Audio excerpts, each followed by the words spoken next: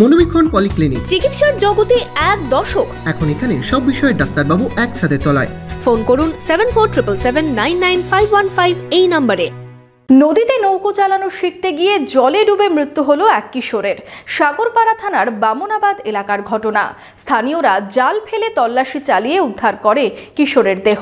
এই ঘটনায় শোকস্তব্ধ গোটা এলাকা। সাগরপাড়া থানার বামনাবাদে পদ্মায় নৌকা চালানো শিখতে গিয়ে জলে ডুবে মৃত্যু হলো এক কিশোরের।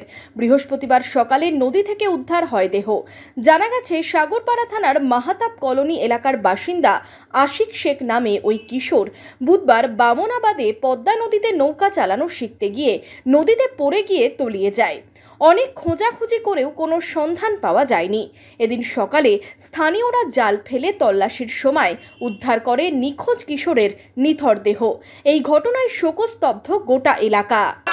10টার সময়তে আমার ননদ বাড়িতে এসেছিল, দিয়ে বলেছে তুই বস টিভি দেখ, আমি তোর নানির বাড়ি থেকে আসছি। দিয়ে নানির বাড়ি থেকে আসছি তাই বলে বাড়িতে গেছে। দিয়ে ওর মা বলেছে তুই গা ধো দিয়ে শো, আমি ভাত রাঁধে তোকে দিচ্ছি, তাই বলে গাঙ্গে গেছে। বলেনি বাড়িতে, বলি যায়নি না, আসছি তাই বলে কি করতো গাঙ্গে? কি করতো গাঙ্গে? শুধু বলতো টলারে থাকবো, টলারে থাকবো।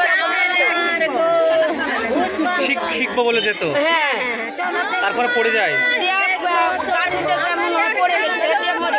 সাঁতার জানতো না? কতক্ষণ পর পাওয়া গেছে? একদিন পর।